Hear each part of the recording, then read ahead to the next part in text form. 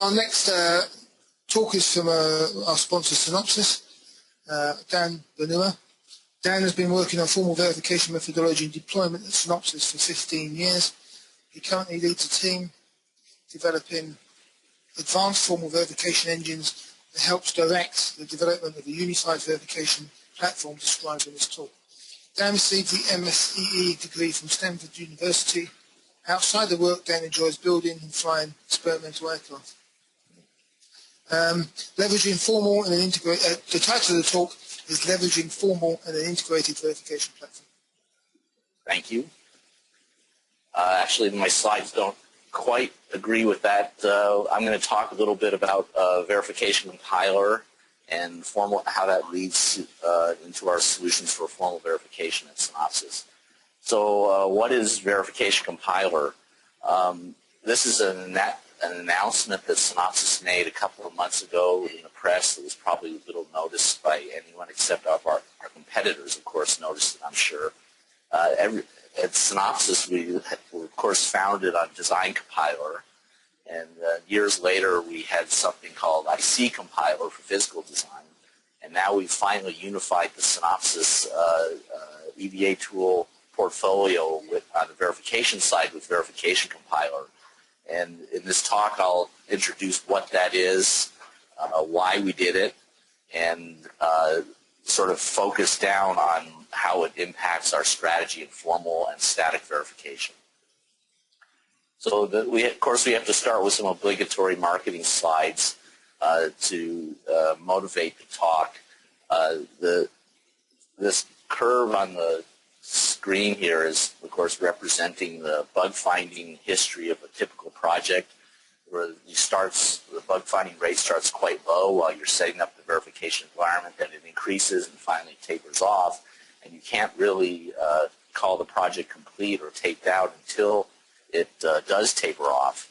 So what everyone is focused on in industry now is this concept of shift left to try to accelerate finding bugs, to improve time to market or time to emulation or time to software development for the system level.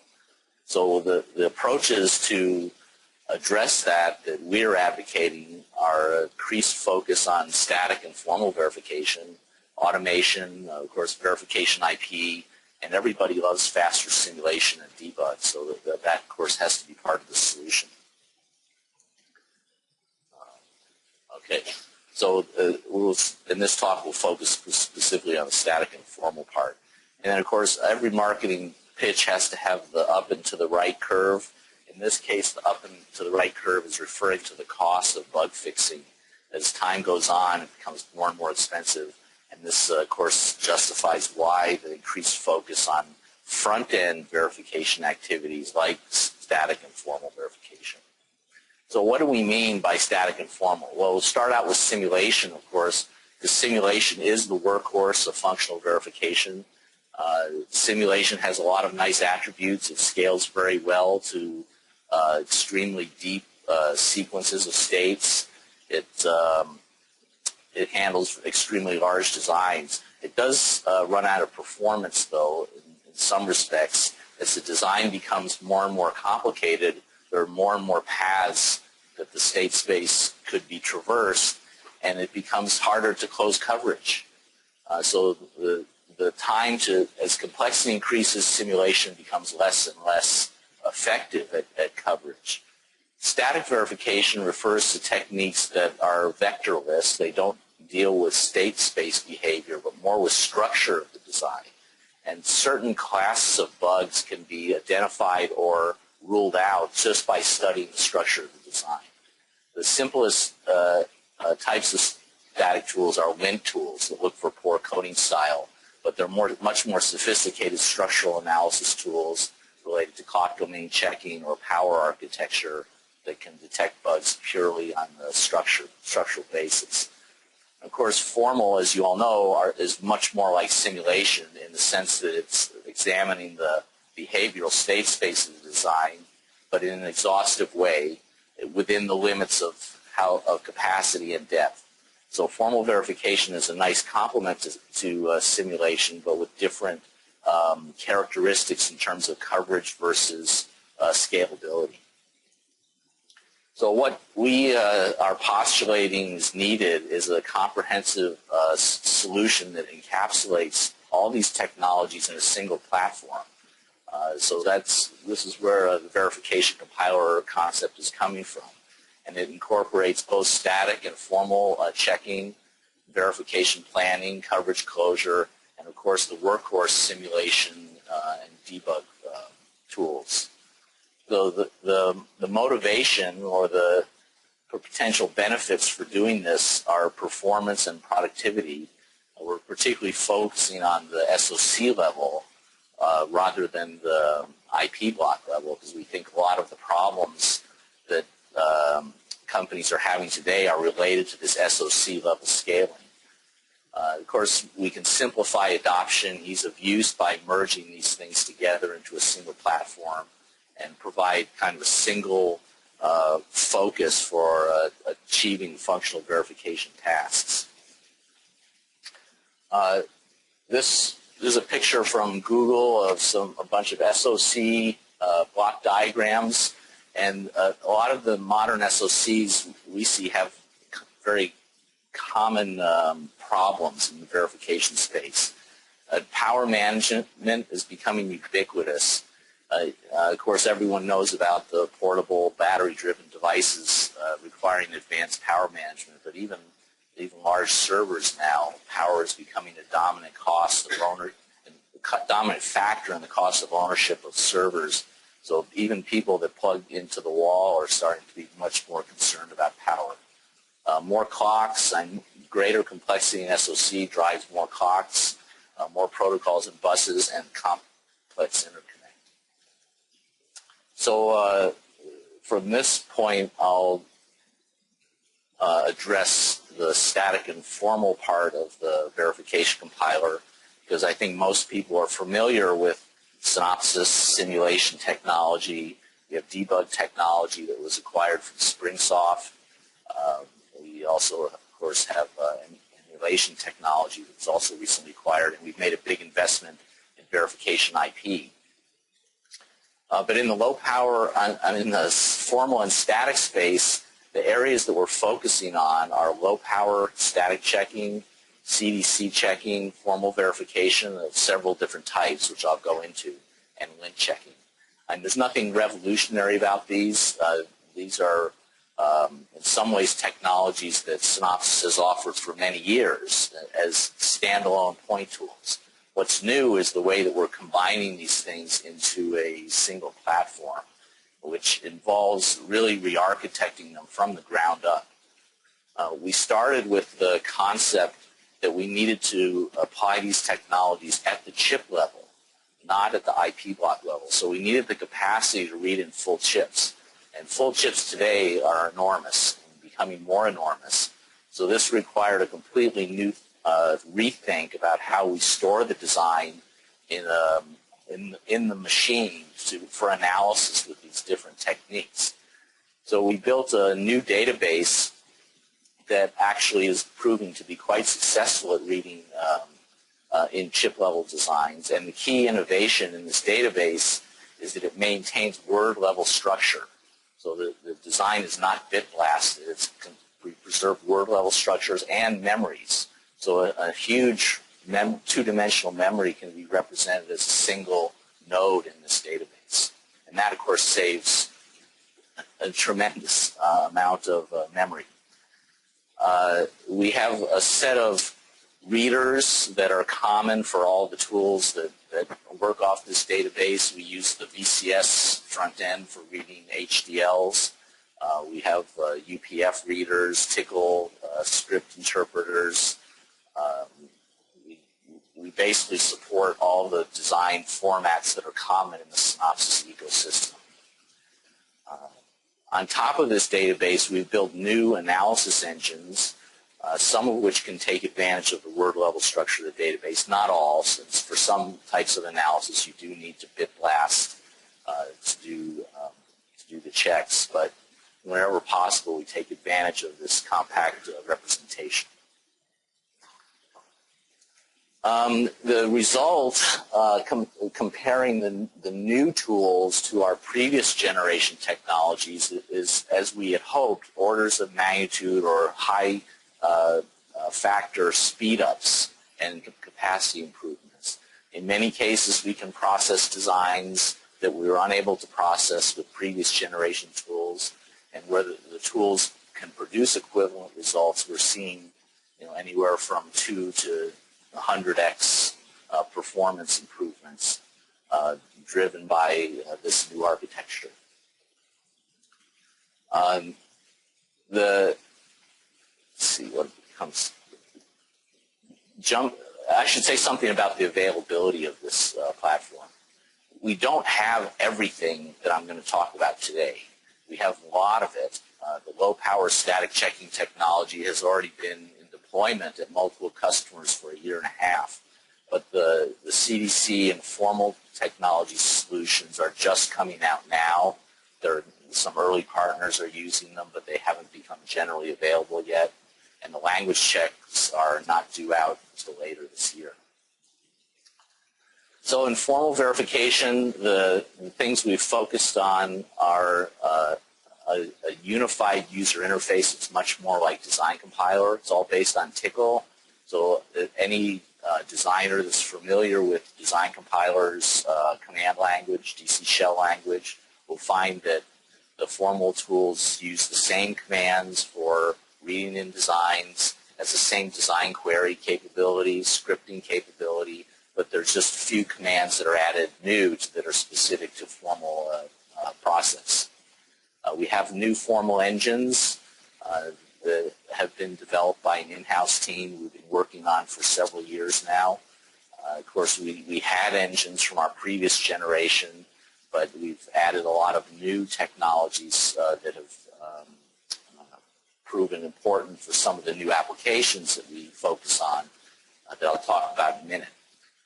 Orchestration is an important part of formal verification technology. This is the selection of engines, what's the right engine to run on a certain type of property, and also how to parallelize problems. Many of these formal verification problems are very amenable to parallelization on a server farm. And we found that for the hard or large SOC level type problems, the way that you manage or partition and distribute the problem across a server farm is critical to achieve good throughput. Of course, we want to support all the features. The formal verification is a very competitive area. I'm sure many of you know. There's all new apps are coming out all the time, and new ways of applying formal verification. And of course, we want to support all of those methodologies as well. The other key area is debug. Verdi has taken its place as the key debug interface for all of the Synopsys verification tools. Of course, Verdi has dominated in simulation debug for many years. And our challenge in this new platform is to expand Verdi's capabilities to better focus on static verification. Sort of the basic features are the things that you would expect from a property checker. Of course, we have all the common features like automated property generation for simple auto checks, formal scoreboards, coverage analysis is all integrated in with simulation coverage databases and reporting tools. We have a connectivity checking solution. Some previous speakers spoke about connectivity verification. We also address the coverage problem, which is also talked about in a previous paper today. And our approach is based both on line and condition coverage and traditional simulation coverage metrics, but also on using certitude, which is a mutation injection engine that Springsoft pioneered for simulation. We can use that engine for formal verification coverage reporting as well. And that gives a very fine-grained analysis of where bugs could actually could be inserted to cause assertion failures. We have a new capability in sequential equivalence checking, which I'll talk about more in a later slide. And then finally, for the CDC and low power are primarily static structural analysis applications, but there is some behavioral component to them that we can address with formal verification or simulation. For example, in clock domain checking, you're often interested in stability criteria for fast, slow transitions or gray encoding. Those are behavioral properties. In low power, we're interested in power up and power down sequencing and in UPF power state transition verification. As far as the interface, I mentioned before, it's very much like DC shell. In fact, many of the DC shell commands are supported. Of course, additional commands are required in order to set up the reset state for formal verification, to select properties, to, of course, run the checks, filter the results, and create reports. There is a graphical user interface in addition to Tickle. For general counterexample debug, it looks just like Verdi simulation waveform debug. That's a common paradigm that I think pretty much all formal tools use and all designers are comfortable with. But in addition to that, we've added customized windows for reporting on what's happening in the engines, which engines are being successful on which properties, and also for more specific analysis that's unique to formal verification, such as identification of complex structures in the cone of influence of a particular property. We can find out where are the FIFOs and where are the arithmetic operators and the other constructs that could be causing difficulty with formal property convergence. I mentioned a moment ago about sequential equivalence checking. This actually also came up in the previous paper just before lunch about fault analysis or fault propagation. Sequential equivalence checking is a technology that compares two RTL designs to see if they're exactly the same at their outputs, but not necessarily the same at internal structure. So it extends on the common Boolean equivalence checkers that require state point matching to scenarios where the design is changed in ways that are not compatible with Boolean equivalence. And the most common example, of course, is latch-based clock gating. The majority of users of this technology are doing clock gating insertion, and they want to make sure they haven't corrupted the function of design. But there are actually a number of other microarchitecture changes, such as resource sharing or resource duplication, that don't change the sequential behavior of the design at the boundary, but substantially change the microarchitecture. And we can verify equivalence in those cases as well. This chart is sort of categorizing the different types of equivalence checking technology that we support in our business unit. I haven't talked up till now about Hector, but Hector is a product that we started offering about 2 years ago, I guess, that does transaction-based equivalence between C and RTL, or between two C models or between two RTL models. Basically, if we can compile it and it's transaction-oriented and we can map the inputs and outputs of the designs between the two models, we can do this transaction equivalence. I thought it was actually the previous talk describing how you abstract these hardware models made me think a lot about how it's very similar to how we develop a model, an abstract model of C behavior in order to do equivalence checking against an RTL implementation that possibly has different timing.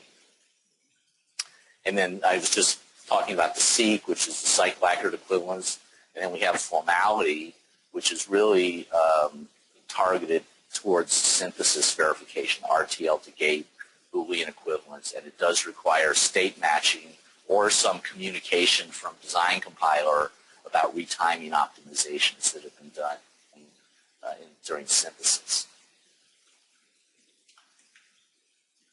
Oops, I pushed the wrong button here. Let me see if I can get it back. There we go. Connectivity checking, this is one of the applications that I think all the vendors are offering now in the formal space.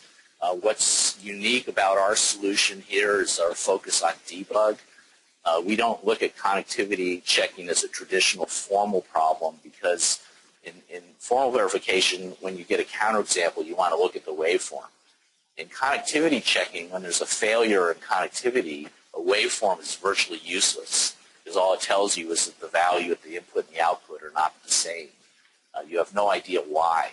So the combination of structural analysis and also behavioral analysis of mux controls is really what's needed to find the bugs in connectivity checking problems. And we've invested in both structural analysis tools that try to isolate those root causes of connectivity failures, and in a graphical schematic-based debug environment that helps you understand what the logic is between the connectivity points.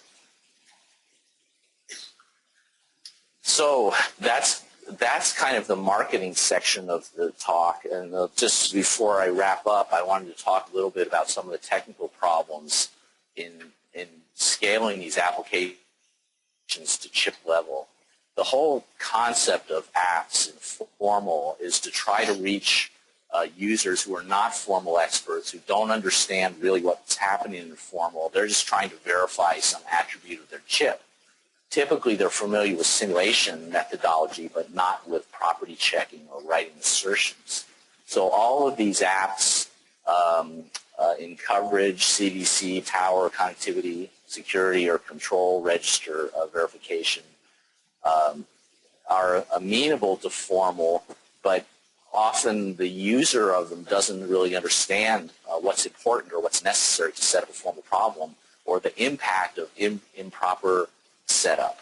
So the challenge is how do we deal with the reality of chip level problems? First of all, how do we infer clocks and reset states for these formal assertions that we want to check? For us formal guys, it's obvious we figure out what the clock is and we abstract the reset state, but the simulation guy doesn't know necessarily what the clocks are or that are driving different parts of the design, particularly in a multiple clock design, or how what's the correct reset state for this verification. Black boxes are often an issue at the chip level. There may be things like analog circuits or test bench artifacts or other things that don't matter for a particular property verification. But how do you figure that out? And do you have to have the user do that, or can we do it automatically? Test bench code is nice when it's isolated from the design, but we find that it's not always isolated from the design. People are often inserting test bench code in the middle of their RTL code in pragmas or in models of parts of the circuit that are not going to go through synthesis. So we have to deal with that as we make a formal model.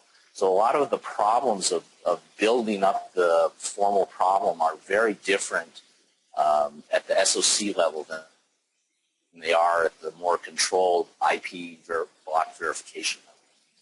So some of the solutions that we see are important are, first of all, automation. We want to leverage the static analysis capabilities of our platform and behavioral information that we might have from simulations to figure out what the clocks are, what the resets are, extracting variance from simulation, for example. This is data that we can just gather kind of automatically, but then it needs to be validated. So that requires user input. So what kind of user interface do we need to provide so that the user who doesn't understand formal can help you refine this setup? And then finally, methodology. The order that tasks, verification tasks are executed can have a big impact on how the tools can reuse information from previous steps to make later steps easier. So these are all areas that we think the platform approach will give us a lot of benefit and allow us to significantly increase both the power and ease of use of these formal apps at the chip level. And with that, I will wrap up and take any questions. Thanks, Dan. Any questions for Dan? On the way down, I have one question, Dan. Can you just explain what you're doing with combining certitude with formal? Is there any... Combining circuitries? Certitude, sorry. Oh, certitude, yeah. Certitude is used in simulation to rate the quality of a test bench by injecting mutations into the design, seeing if the test bench can both sensitize the mutation, propagate it to an output, and then see if any checker in the test bench actually will detect the mutation. And we can do the same thing in formal verification to qualify a set of formal constraints and checkers to see both if those things can be sensitized and if they cause any assertion to fail. So it's used as a coverage metric or completeness metric for a formal setup. So I guess the interesting question is, can you combine the simulation and the formal to see if a combined effort? Potentially, if the assertions are reused in simulation, they can be combined, but typically the constraints in the simulation and formal are completely disjoint. No, not the constraints, the fact that you're combined, if you add your simulation, what you've done in simulation, what you've done in formal, you can combine those, the two sets of results that demonstrate that the combination is sufficient to find all those bugs, all those mutations. You're not looking for bugs in the test bench, you're trying to find if your simulation certitude is trying to find out if your test bench is good enough to find the bugs. Right. So the combination of simulation and formal, is that good enough to find the bugs? Yeah, that would be the interesting question of certitude. Yeah, you could argue that if a mutation is found in simulation, that you don't need to find it in formal. But I'm an advocate of having a lot of overlap between what's verified in formal and what's verified in simulation. Okay. Okay.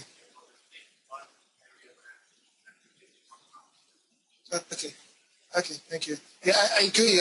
Overlap can be good, but the budget holder may disagree sometimes. Hi. So you said you'd re-architect your database so it supports word level and other aspects of the design storage smaller. Have you created formal engines that support word-based? We have looked into word-based formal engines, but we haven't yet found a significant advantage from doing that. So most of our formal engines, in fact, really all of our formal engines, do use a bit-blasted representation today. I think this has to do with, that in the end you get to a SAT solver at some point, and that seems to be the most effective technology, and that requires bit blasting. Another question is, have you used the formal engines in your certitude implementation to take advantage of details that the engines can provide to produce a more efficient run on certitude? Or? No, actually, not yet. I mean, we don't have our formal engines really in certitude. It's more that certitude collaborates with the formal engines to prove properties on mutated designs. So we're not using the formal engine. And certitude does have technology to optimize faults, because the number of faults that it can inject and times the number of assertions blows up into a huge number. So you can't check every combination. So it does have optimization techniques to minimize the number of runs that you need to do. You said you just use SAT rather than SMT, I guess, as your solving engine. And that surprises me a bit, because I thought earlier on in your talk you described a single node for a large memory array and that would be a natural map onto array theory in an SMT solver. Whereas if you blow it up into bits in SAT, it must be very expensive. Yeah, if we have to blow up a memory to solve a SAT problem, that is not going to be very effective. Our engine guys have looked into SMT solvers, and so far they've decided that they're not giving us an advantage for the kind of problems that we're seeing. So that could change as we see new kinds of problems and as SMT solvers improve. But today we have not incorporated any SMT solver. Is Hector word-based or is Hector bit-based? Hector is could you repeat the question? Is Hector word-based? I thought when I listened to talks by Theo Drain that it was very much word-based. Well, Hector uses this word-based architecture, but the solvers themselves are not word-based. Okay. All right. Thank you. Some tough questions there. Yeah. Thank you.